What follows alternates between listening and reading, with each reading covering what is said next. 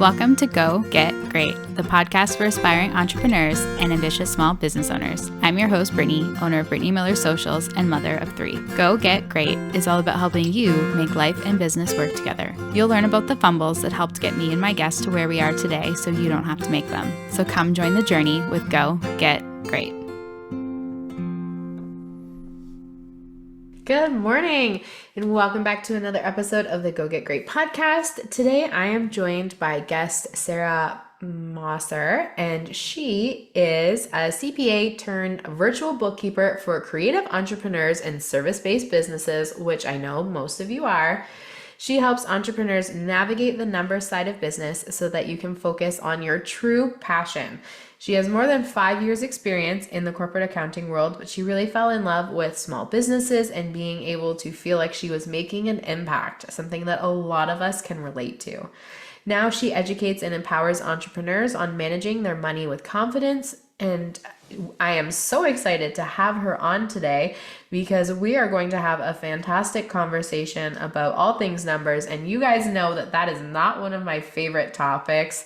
But Sarah breaks it down in a way that is really easy for you to understand, and also to share. She shares some information that should be very easy for you to implement to help if you are doing your own bookkeeping. So without further ado, I'm so excited to welcome Sarah. All right. Well, good morning, Sarah, and welcome to the Go Get Great podcast. How are you today? How are you? I'm well, thank you. So, as always, I know that I've just done an introduction for you, but I'd love for you to introduce yourself and your business in your own words so that our audience can get to know you. Yep. My name is Sarah Moser. I am a CPA based in Texas, and I primarily serve online service-based female-owned businesses and help business owners understand their finances, make sense of all the numbers. I know it's a big stressor for a lot of business owners. I like to take that stress away. Wonderful. I'm curious. I knew you were in the States, but I didn't know you were in Texas. What part of Texas are you in? I'm about 45 minutes to an hour southwest of Houston, so down on the coast. Okay, gotcha. I've only been once. We were in San Antonio. It was very beautiful, though. San Antonio is really nice. Yeah. It's giving me travel fever. It's been almost a year since I've been. I was like, I want to go back. Okay, so like you said in your intro, numbers are usually a huge stressor for business owners. So I'm curious, how did you get into kind of the world of finances and numbers and all of those things? Most people are like, no. Yeah, so I was your typical type A, overachieving perfectionist, like high school, college student, and I really craved stability. And Mm. so one of the most like stable career paths I could think of when I was in college was go get your accounting degree, go get your CPA, and go that route because we had a program at my school that basically funneled you into Oh. big four accounting, and you were basically guaranteed a job as long as you could get into the program and do well. So I was like, yeah, that's perfect. That's what I want to do. And I loved accounting. I remember taking that first class my freshman year of college, and I was like so excited, like studying for that test. Like that's how big of a numbers nerd I am. Like I was genuinely excited to be taking this accounting test, and I loved the numbers. So that's kind of how I ended up studying accounting. And then I graduated, went to work in the Big Four, and very quickly found out that that was not for me. I didn't Mm. love the hours. I didn't love the stress. I didn't love working on these massive companies where I just felt like so inconsequential. Like I was just a little like minion in this huge, group of people who was working, and there was no like personal connection. I didn't see the effect I was making. And I was like, I got to do something else. But what am I going to do? Like, and I somehow stumbled into the world of online business owners. And I was like, oh my gosh, this is amazing. This is where I need to be, because I quickly realized, like, what's basically backhand knowledge for me seems so common sense because I've studied it for years. Yeah. Most people don't understand, and like they're stressed and like, Mm-hmm. this is where I need to be. This is how I can directly help people. This is how I can make a difference. That's kind of how I ended up where I'm at. That's awesome. And how long have you been a CPA is your technical designation, right? Yeah. So let's see, 2016, so 8 years almost. Wow. Very nice. Okay. Now, I was kind of surprised when you popped up on my calendar because I thought this would be a very busy time of year for you. Is it not the middle of tax season? So I don't do taxes. Oh. So for a bookkeeper, my busy season is really like January, February, getting all of my clients' books clean and closed and ready to hand out to their tax preparer. I'm a little bit of back and forth with preparers, but I don't actually do the taxes. So this time of Oh. year is not so bad for me. Okay, so I feel like that brings up a fundamental question that people don't understand. What is the difference between a bookkeeper and a tax professional? Yeah, yeah. So that's a great question. And kind of the analogy I like to use is like if you think about doctors, so like you have a dermatologist and a primary care doctor and a pediatrician and all these different types of doctors, and they have their own specialties, right? Hmm. But they all have like a general understanding of what each of the other types of doctors do. And Yeah. it's kind of the same thing when you look at like a bookkeeper and a tax preparer. Mm, They both work in the same field, but they have their own specialty and they work together. So the okay. bookkeeper is really the one in the books on a weekly or monthly basis, entering all the invoices, doing all the expenses, making sure everything is categorized correctly, running the reports, and sometimes doing some analysis and budgeting and forecasting and things like that. The tax preparer is the one who takes all of that information and Mm, actually prepares your tax return and can help you kind of plan um, and kind of strategize when it comes to your taxes. So two different gotcha. jobs, but two like same kind of field, but two different jobs. Makes sense. So, like I know you're in the States and you call them like tax prep people. Would the Canadian equivalent be accountants, or is that like another separate kind of thing Well, too? so yeah, that's where it gets a little complete. You have bookkeepers, you have accountants, which an accountant can mean a couple different things. Like an accountant can do the bookkeeping. Some accountants do tax prep. Some accountants are auditors, which is something way totally different. And Okay. then you have CPAs who again can be auditors, can be tax people. So if for in the States, if you're thinking tax preparer, CPAs are often do taxes. I'm not one of them. EAs also are tax prep people, and then some people just use the term tax preparer. So it just kind of depends. There's a lot of terms that are all kind of interchangeable, so it makes it super confusing. But typically, you're looking for a CPA, an EA, or a tax preparer for your taxes, and you're looking for a bookkeeper and accountant to do your actual bookkeeping. Okay. All right. I think that makes more sense. Now I think I mentioned before, but like numbers are not my area of expertise. That's what I shove down to the bottom of my to-do list. But I know that it is such an important fundamental for business owners to really have good bookkeeping habits and be able to not only easily identify but understand the numbers for their business and what they mean. So I invited Sarah on here today so that we could kind of talk about financial foundations for creative entrepreneurs, probably the people that like bookkeeping the least. So can you just like where do we even start with this topic? So my first piece of advice for every business owner is separate your money, separate your business money from your personal money. And if you take nothing else away from today, do that. Keep it Okay. separated and actually keep it separate. For a couple of reasons. One is just going to make your life so much easier, right? If you have your business and your personal all mingled together and you're trying to go through at the end of the month and you're like, okay, there's all these Amazon purchases, but which one was for business and which one was for personal? And like, no, if you have it, all your money coming in and out of one bank account, those are all going to be business transactions and you don't have to like spend time trying to figure out what's what. So Hmm. that's step number one. Step Okay. number two is figure out a bookkeeping system that works and is sustainable for you. So if you Mm, get super overwhelmed trying to figure out a new software like QuickBooks or Xero or Wave or something else like that, start with a spreadsheet, right? If you're just getting started, you have relatively low transactions, you have a relatively simple business model, you can do your books in a spreadsheet if okay. that's going to keep you like up to date with it. Like if that's what's going to make it sustainable for you, do it.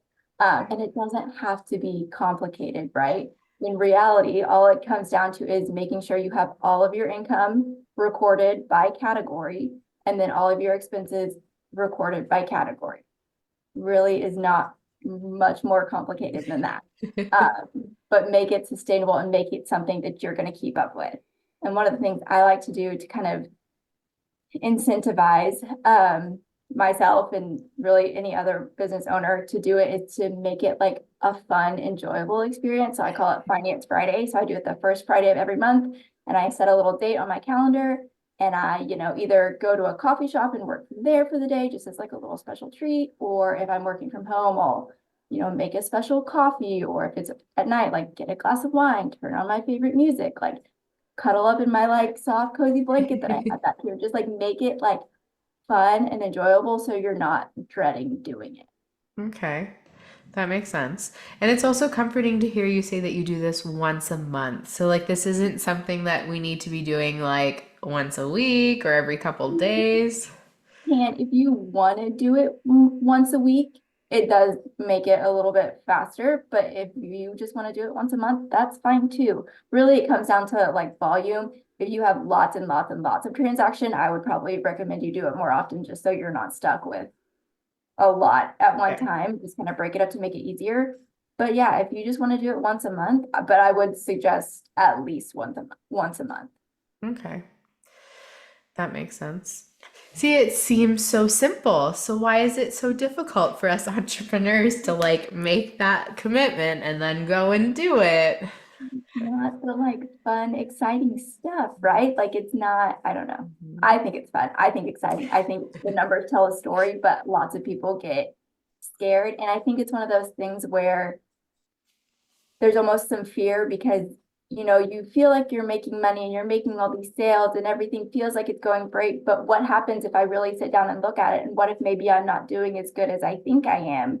So I'm just going to avoid it and not look at it. And then that way I can just feel like I'm still doing good because I don't want to know for sure, right? With Mm-hmm. numbers, it's very black and white. It's very, you know, there is no, it's just very black and white. You can't get around it. Whereas if you're not looking at it, maybe it's okay.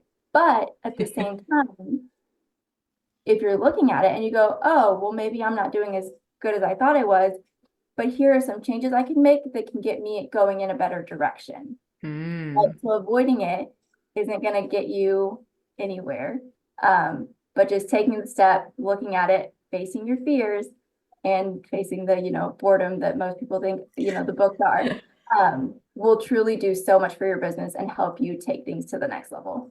Mm, that makes a lot of sense. And that's one of the things that I'm working on for this year because I started working with a bookkeeper and he started asking me all these questions about like my profit margins and which were my most profitable services. And I was like, I can tell you which one pays me the most, but like how long I spend doing that activity, I have no idea. So like I'm really working on getting my numbers down this year so that I can make those informed financial decisions. So he's got like a list of things for me to keep track of and it's quite a bit. That's probably not beginner stuff. So where would someone that's like relatively new in business or maybe working this like part-time, maybe recently full-time, what actually matters for numbers? Like what should they be looking for and how do they know if those are good or bad numbers for them?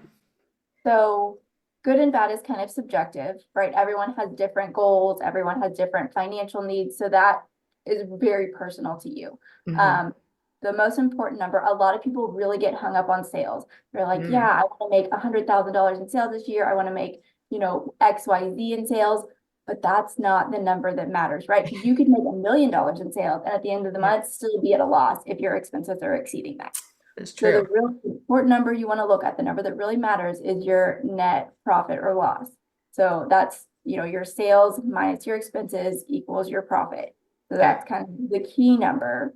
And then I also like to look at kind of like you were talking about, if you have multiple services, what's bringing in the most money, what's maybe not bringing in as much money, Yeah. and how much time are you spending on each of those? Because if the thing that you're spending the most amount of time on is bringing in the least amount of money, maybe that's something you need to either raise prices on or just stop doing because it's, not selling very well. Hmm. Just those kind of things. I think that's really helpful. Yeah.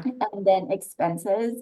One of the like key parts about staying on top of your books and doing that every month is making sure those expenses don't get out of control. Mm. And one thing that I'm like super guilty of myself is I love a good free trial of things, right? Mm, And then if you don't stay on top of it, you forget. And then who knows how many months are going by where you're getting charged for this thing that you forgot you even signed up for. mm-hmm. So just like keeping a good eye on your expenses and not letting those get out of control. Mm-hmm. Okay, that makes sense. So I have two questions. So the first one, how do you recommend your clients track their hours for different projects or services if they're at that place where they're like, okay, I want to know a little bit more about that. Do you have any like apps you recommend, or like what do you tell your clients when they're like, how do I do this? Yeah, so I typically use Toggle for any like time tracking purposes, and you can kind of set different categories. That's usually what I use. Um, so if you're really wanting to look at time versus money, that's a good way to keep track of your hours on the Mm, different projects that you have. So that would be one option. yeah. Okay. I just actually recently started using Toggle myself. That's how I'm tracking this. It's quite user friendly and very helpful and also very eye-opening and be like, "Oh, I spent how long this week creating social media posts? Oh boy." Yeah. Okay, and then my second question. Oh shoot, what was it? Oh, it was about expenses. So, and this is, I'm sure every business owner struggles with this, but like you said, you start all those free trials for things and then you get like hooked on the product and it becomes this thing that you think you have to run your business. So, like, how do you identify what is, and again, this might be very specific depending on the type of business, but if you have a client that has a lot of expenses more so than their income, what are your recommendations for helping bring that kind of back into a better alignment if they're like, I need all of these things? Yeah, that's really tough. So if you really feel like you need all of those things, and especially if those expenses are more than your income, you need to figure out, like if you're not willing to cut any expenses, you need to figure out how to raise your Mm, income. So either raise your sales to cover your costs. That's probably the first thing you need to do is raise your sales or raise your pricing to cover your costs, maybe add in like an additional, service or some additional value where you feel like you can up that cost. But if you really feel like you can't cut anything, you've gotta raise the sales, right? Because it's a simple equation. Sales minus expenses equals profit. If expenses are up, sales have to go up, or you got to bring the expenses mhm, down. It's got to be a balance. I think in reality, you sometimes have to be really honest with yourself of like, do I actually need all the things? Or, maybe I can scale it down. Maybe I can find a different way. Maybe, one of the other softwares I'm using can do something else that I'm using for a different software. Maybe you can combine things. You really just have to be super honest with what you're doing and what you actually need. And sometimes it is worth paying the money mm, if it's saving you time, right? There's a balance between money and time. If you need more time in your business to do other things, if you need more time to go spend with your family or do whatever, it might be worth spending the money. You're just going to have to raise your prices in order to cover that expense. makes sense. And I'm curious from a financial perspective, how do you feel about the expenses that often come with like networking events and groups and things like that? I have obviously a personal opinion about it, but I'm I, curious. yeah, I think it depends. I feel like if you can directly track, an increase in your sales to those networking events that you're paying for, could be worth it. But if you're not getting any return on that investment, I don't see the point in it. You know what I mean? It Mhm. really is. It all comes down to ROI. Like, what value are you getting out of that expense? If the value's there, then great, keep going. If it's working, keep going. Mhm. If not, cut it. That's just an easy thing you can cut out. Mhm. I think that's really important. I know when I was first getting started in business, it felt like every time I turned around, someone was like, "You need to join this networking event and like be in this group and blah blah blah." And you keep seeing dollar signs, and I was like, "Why is it so expensive to grow my business? I don't understand." Right. Yeah. Yeah. Mhm. It's easy to fall in that trap of like just wanting to try all the things and what's going to work and what isn't. And it just all kind of piles up and can escalate and get out of control really quickly. Mhm. Yep. Yep. So, what are some tips that you have for managing expenses? Like, I know one of the common ones is pay annually for things instead of monthly because everyone offers a discount for that. But is that really a good thing to do? It depends. So it depends on how good you are with managing your cash flow. Hmm. So if you are one of those people who are solely operating off their bank balance, like you're just looking, okay, I have, X amount of money in my bank, I can go spend whatever, Hmm. and you're not planning ahead and thinking ahead of like, okay, well, next month I have this large annual expense coming out, it's probably not going to do you much benefit to pay it annually. Hmm. Whereas if you can spread it out, it'll smooth out your cash flow, it'll make things easier to manage. So it just kind of depends on what you're comfortable with. Yes, it will save you money to pay all at once. There is a discount to it for most of the time, but it just kind of depends on, can you plan around that cash flow, around those large amounts coming Hmm. out, once or twice a year. Hmm. Yeah, that makes a lot of sense. And I'm one of those people that forget when things are like due. So when I first got started, I was like, oh, well, I have cash flow, so I'll just pay for everything annually. And then things are renewing this year and I've made investments and I forgot about them. And I'm just like, this was not a good idea. Like, is it actually worth it for me? So probably not. I should probably switch when things renew to like a more monthly payment system for stuff like that because I'm flighty. I don't remember. Yeah. Yeah. So for things like that, I tend to put like reminders. If I have like an annual, Mm, subscription coming out, I'll put a reminder in my calendar at the beginning of the month, just so I know like, hey, don't forget this is coming out. Make sure you're padding your bank account so you've got that cash in there when it comes out, and you're not going to be like, oh no, my bank is all drained because that one large payment came out that I wasn't expecting. hmm. So you can like kind of work, put in a system that keeps you reminded of when those payments are coming out. But it's Hmm. especially hard, like if all those payments come out in 1 month, if you invested a lot in a lot of things all around the same time 1 year, Yeah, that can make it really tricky for cash flow purposes. that is very true. That is very true. And any other tips to help manage expenses? I know it's a very popular topic. Yeah, so I mean, obviously, just like keeping an eye, doing that kind of expense audit on an annual basis. I would say, like, if you're in your books and you're doing them yourself, every month, you're going to have a pretty good idea of what you're spending on. Hmm. Um, so you'll know like if things are coming up that you're like, okay, maybe I'm not using that anymore. Maybe I can get rid of that. Um, what else?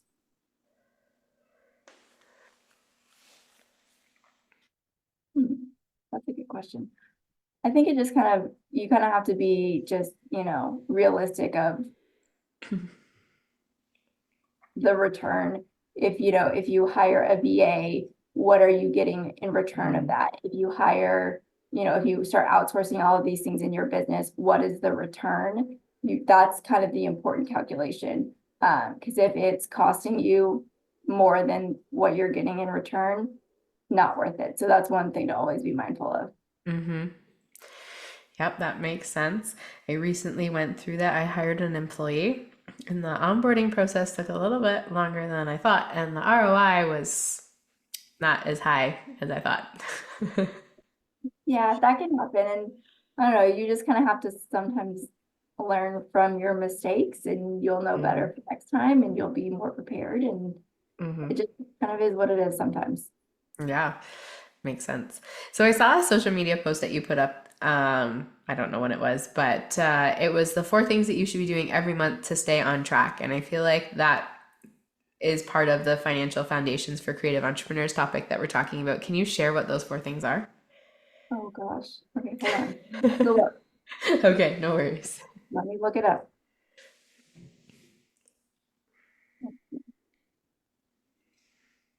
Oh, yes. Okay. So reconcile your accounts, review your reports, analyze your actual to budget, and then set aside money for your taxes. So the first one is reconcile your reports. That's basically taking what your bank statement says, what you have for your books, and making sure they match up. This makes sure that there's no duplicate expenses in your books, nothing got accidentally deleted somehow, making sure, everything is accounted for correctly based on what your bank is saying. Hmm. So that's huge. right? If you go without reconciling for months and months and months and months, and I see that a lot when I get new clients, is like, oh, yeah, I've never ever reconciled my bank. And I'm like, okay, we're going to fix that, right? Because if you're not, who knows what kind of mess could be in there, especially when you're working in a software. Those bank connections are really finicky sometimes and do Mm, weird things, and you never know. yes. So making sure you have that reconciliation done helps you make sure that your books are accurate. So that's number one. Number two, review your financial reports, run your profit and loss, see what your total income is, see what your total expenses are, see what that net profit is. Just kind of make sure, kind of look at trends of, is this more than last month? Is this less than last Mm, month? Does this kind of make sense based on last quarter? Because a lot of businesses have like seasonal fluctuations. mm, So looking at that kind of trends and things like that is also super important. The next thing is analyze actuals versus budget. So I love a good budget. I can go whole tangent on budget, but you want to just check in. You set your budget at the beginning of the year, at the beginning of the month, check in. Did I go over? Did I go under? Do I need to adjust? Are there expenses that I've now started to incur that I didn't realize when I started my budget? Do I mm. need to adjust the budget and kind of, redo some of those calculations? Yep. So just kind of to check in, just to kind of keep yourself in line, not get too crazy or out of hand.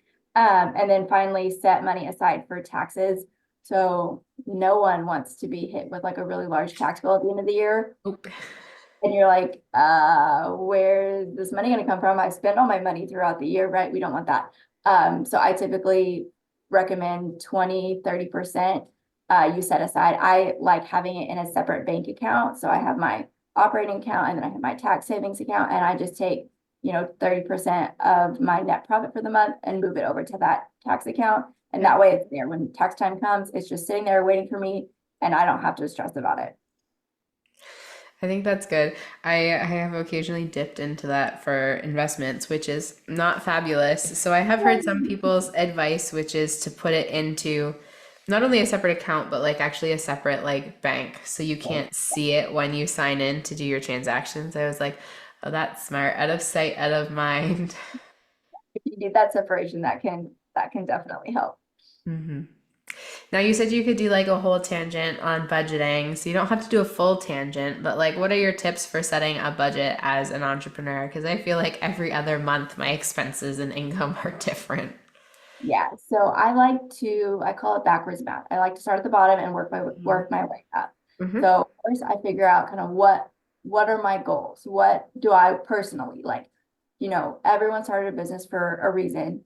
Was it to replace your full-time income? Was it to save, money to go on more vacations, save money for your kids' school? Like whatever it is, what Yep. is your personal goal financially and how much do you need for that? You start there. And then you go, okay, if I need to bring home $10,000 this month, I need my net profit to be, I can't do math. So if we're gonna set 30% aside for taxes, I need to be, I'm just gonna say 15, but that's Yeah. probably not the correct math, because I can't do math in my head. I'm not judging you. So say we need $15,000 before we set aside for taxes. So we want to take home $10,000. So then we say, okay, here are all my fixed expenses that I know that I have every single month. So, your CRM software, whatever tools and software you're using every month, those are your kind of fixed expenses. And then you can look at, okay, well, so say I have $5,000 in expenses. I'm trying to bring a net of $15,000. So I need to have $20,000 in sales. How can I get there? And then you can kind of Mm, look at your service offerings and see based on, prior months, prior years, how that kind of split is and go from there. So yeah. it's really like working your way up from the bottom. Okay. That makes sense. And it seems straightforward. Now, I feel like people are going to do that calculation and be like, that's never going to happen. So, what do you do in that case? So yeah, so if it comes down and you go, oh crap, I can't possibly make, say we need $30,000 in sales to get to that net or whatever it is. I can't possibly do that. First step is going to be, okay, what expenses can I cut? Hmm. And then, okay, so now maybe I'm down to $25,000 that I need to make in sales. that's going to be revisiting your pricing. Are you pricing your Mhm. services effectively? If you're not pricing to cover your costs, you're not pricing effectively. So that's really going to come down to revisiting your pricing. And if you can increase your prices, increase your sales total, then that'll help you get to that bottom line a little easier. Okay, that makes sense. Because I know I talk to like a lot of service-based providers more so than anything else because time is usually what's required to deliver the service, and that is a relatively fixed resource for us. Like there are only so many hours in the day that we can be working. And a lot of people are like, oh, I'm going to replace my full-time income and I'm going to bring my spouse home. And then they do that calculation and then they're like, I can't make $30,000 a month. I'd be like, well, no, because you have some very ambitious goals to hit that number. And like, that's great. But it also has to be realistic too, because you can price effectively, but if you are like three times higher than the competition, then is anyone actually going to hire you? Is like the other thing. It's like pricing for me is one of those, again, it's a numbers thing, but it makes my head spin. It's like, how do you know what the right price is so that you get that take home that you need, but also so that you're not like four times as expensive as the person that works two doors down from you? Right. Yeah, so some of that comes down to the value that you provide. Mm, If you're looking at your competition and you're seeing what they're doing, what additional value can you as a service provider provide them that would, allow you to charge those higher prices? And mm, sometimes it's really just like positioning yourself um, to be providing a better service, providing additional value, so you can command that higher price. hmm And I think sometimes that's you a really can't do big thing that a lot of people struggle with is the messaging and the positioning for that. It was like that. there are social media managers that charge $10,000 a month, and I'm over here having a panic attack because I just quoted my client 700. It's Yeah. like, Yeah, and a lot of it okay. comes down to like confidence of like if you don't feel good about the number you're putting out there, you're not going to get a good response back, right? Like if you're not confident in that number, Hmm. you're probably not going to get a lot of, confidence back from the clients you're trying to hire or you're trying to sign. So you just have to feel good in the number that you're going with. Um, and a lot of it comes down to like the value that you're providing. Makes sense. Um, so I saw another social media post of yours that I really liked. I like your content, by the way. If you guys aren't following Sarah, you should. She's got some good stuff to put out there. And you were talking about like a book cleanup. So for those people that are doing their own bookkeeping, thankfully that's not me right now, but like what are the, I think it was five most common problems that you see and how can we help avoid those? Yeah. So I'm gonna have to go look again. You're quizzing me on my own It's all good. my own post. Where did it go? Okay.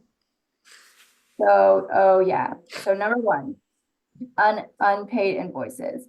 So especially if you're doing your own invoices and you're not keeping track of who's paid and who hasn't, and you're not, really looking at that on a monthly, weekly basis, Hmm.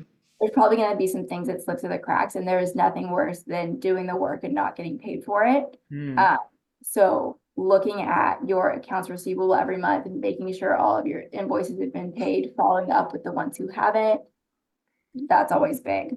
Hmm. Unreconciled accounts, we touched on this a little bit earlier.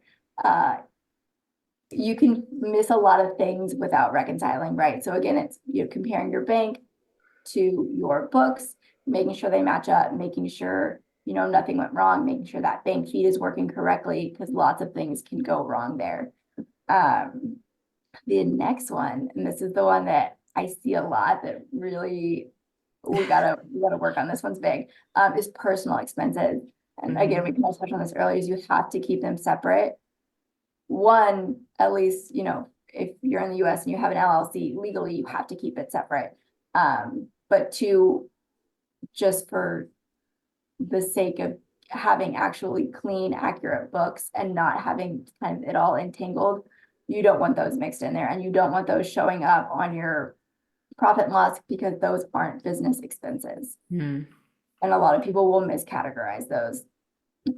Duplicate transactions. So sometimes that's human error, sometimes that's software error, sometimes weird glitches just happen. And those again can be caught when you're doing those reconciliations. and then misclassified transactions. So that's another thing that's like pretty common if you're trying to DIY books, because a lot of people think bookkeeping is just data entry, and to some extent it is. It's some of, it is just a lot of, making sure things are coded to the correct account, but sometimes there's things that aren't so straightforward that if you don't have a strong accounting background, you wouldn't know. So like I was just having a conversation with one of my clients earlier this week about they're in the process of setting up a fitness center, or like a Hmm. fitness training gym type situation Yep. in their garage at their house. And she's buying all of this equipment to outfit the gym. And she was, asking about like, well, is this all an expense? And I'm like, well, there's, depending on the size of the expense, the amount, some of those expenses can be capitalized and some of those are going to be expense. So knowing what, those kind of differences, that's really important too. And that can easily be missed if you don't understand what, some of those like higher level accounting details. Okay. Wow, that's good information, but definitely, all these things that I don't think about. Yeah. And I feel like there's a lot of expenses too that we don't think to claim or like I'm never sure of. So like if I go out and buy an outfit because I need to do a branding photo shoot, does that outfit count as an expense for my business? Because I've heard some people tell me yes and other people tell me no. So I'm gonna say this from a US tax law Mm-hmm. perspective. But if you're buying an outfit that you could wear on any other day in any other setting, no, it Hmm. does not. If you are buying an outfit that has your company logo on it, absolutely that would count. But Okay. a lot of people like to, yeah, I've heard a lot of misinformation about that. No, you can't unfortunately go out and buy whatever outfit you want and call it a business expense and then wear it out to, dinner the next night kind of thing. Hmm. I think there's a lot of misinformation when it comes to tax deductions that I've heard floating around on the internet. So when it comes to those, you have to make sure you're vetting the source of who it's Hmm. coming from. Are they qualified to be talking about that? Are they, knowledgeable? And is it even current, right? Like tax laws changes. And if you looked at a blog from 2018, 2019, 2020, that might not still be applicable. So even the timing of things, you have to just be aware because things change and people aren't always qualified to say what they're trying to tell you. That is true. That is true. There's an advertisement that I've been hearing on the radio when I've been driving my kids to school, and it's like, oh, it's tax season. Everyone now thinks they're a tax expert. Just had someone come in to fix your plumbing. Oh, better hand them your taxes. And I was like, oh man, it's so true though.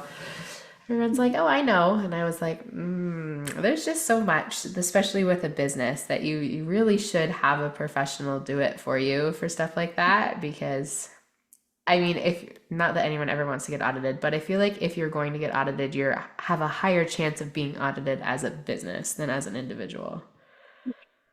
And you don't want to. No. I've never been audited and I've never had a client who's been audited, but it sounds scary. As someone who used to work as an auditor, I would not want someone to come in and take a fine tooth comb to all of my accounts. Not that I'm doing anything shady, but it just sounds like incredibly stressful. Yeah, it would be because they go back like what, up to 7 years in an audit. And I was like, I don't know what I had for dinner last Thursday, let alone 7 years Yeah, ago. So if there's something that's like wrong or missing, it's just, yeah, nope. no kidding. And that's another thing is like having good records. So it's one thing to have like your books done, but you really have to have your expenses or your receipts to back those up. So having a Mm. good receipt management process is also super, super important. Yeah, that's something that I've been learning the hard way since I hired my bookkeeper. He's like, "Where's all the receipts for this?" I was like, "I don't know. I paid for it on my business credit card. Like, is that not enough of a receipt? Like, it shows up in my designated account." He's like, "No, I need an actual receipt." It's like, I don't have those. Yeah, you got to have those. Those are important. So one of the, like what I typically recommend for my clients, it's the same process I use. I have a Google Drive folder called receipts. Mm. In that folder, I have a folder for each year. Within each of those years folder, I have a folder for each month. I save all of my receipts in there. I love it because I don't get a ton of like actual physical paper receipts. A lot of the things I buy are, online, get them in my email. Yeah. Um, but it has a feature on your app on the phone. You could just take a picture in the app and it'll automatically create a PDF and put it in that folder automatically for you. Super Nice. easy, makes everything, nice and organized. You can very quickly find what you need. That's my favorite way to keep track of those. That makes sense. And it's easy enough that, you could spend 2 minutes and it's like set up and ready to go for Yeah, you. yeah, Yeah, exactly. I like that.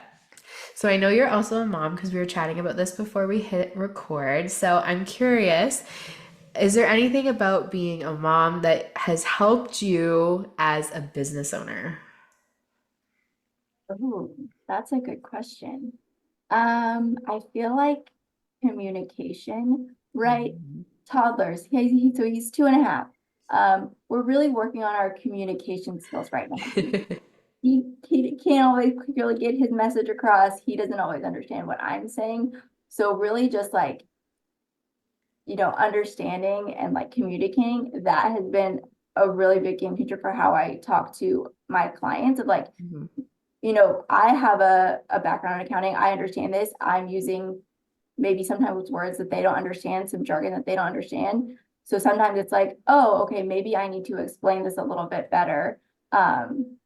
Because yeah, we just toddlers, man, there's something else.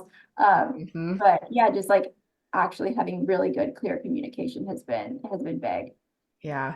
And I feel like um that's where the customer service usually comes in. It's usually a breakdown in communication and someone's upset about something that the other person thought they clearly communicated and it was not. And it all could have been solved if we, and I don't Yeah. want to say if we treated our clients like toddlers, but also at the same time, kind of.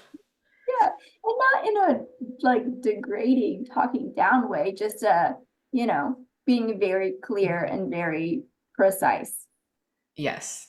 As, and documenting everything.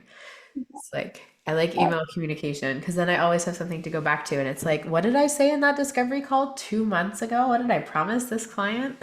Yeah. Yeah. Yeah. Okay, I'll ask one more question before we wrap up today. Now, as someone who's been in business for a few years, what is one of the biggest failures you've had and what did you learn from it, if you don't mind sharing? Oh gosh. I guess I'll have to say, so I've been wanting to do this for even longer than I've actually been doing it. Okay. And a lot of like the beginning, like kind of early stages before I was like officially in business, I just couldn't commit. Like I couldn't Mhm. go all in. I couldn't commit. I couldn't stay consistent. And then once I did, things took off. So it's really just, staying consistent, just moving forward, going, taking action, even if it's not perfect, even if it's messy, just Mhm. taking action because that early stages, those like couldn't commit, couldn't make a decision, couldn't put anything into action, nothing was happening because of course it wasn't, right? I wasn't doing anything. I wasn't putting anything out there. So of course nothing was happening. But once I kind of got past that, it's been better. So just like consistency, and just taking the messy action. Yeah, that's a big one. And I feel like a lot of people kind of get stuck in that like paralysis phase almost when they're getting started too. They'll like overthink all of the things they should be doing and then they just don't do any of them either, which is a big piece of it. But yeah, I like that. Be consistent. And also when you're first starting out, like I know I hear from my clients be like, "Oh, I've been posting on social media every day for 2 months." And I was like, "I'm so proud of you. Like that is great consistency." And they're like, "But I'm not seeing any results." I was like, "No, because you haven't been consistent long enough either. And you have this expectation that, 2 months is going to be by the end of it, you're going to have clients coming in the door." And I was like, you have unrealistic expectations for the level of consistency you've provided too. So I feel like that's kind of all tied in there a little bit as well. I don't know if that was something you struggled with too, but maybe you got great results once you started being consistent, even in the short term.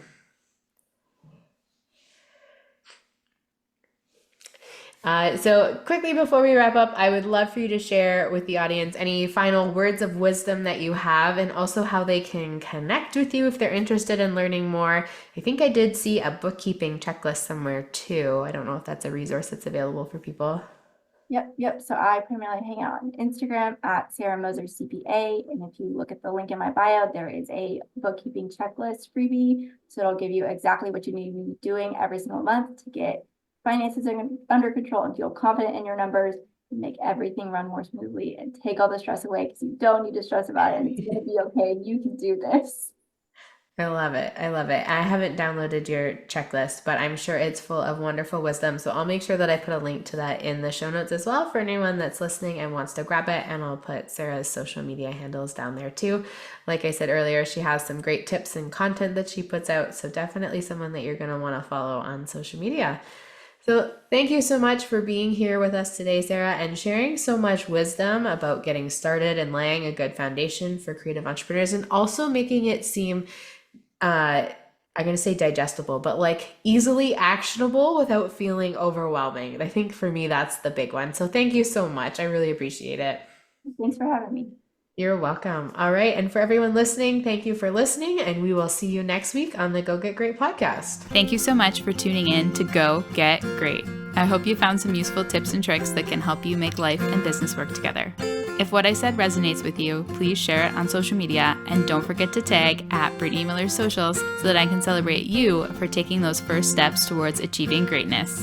Remember, success doesn't happen overnight. It takes dedication, hard work, and a lot of spirit. So don't be afraid to dream big and go after what you want. Keep striving for greatness. You get closer with every step forward, no matter how small they may seem. Until next time, go get great.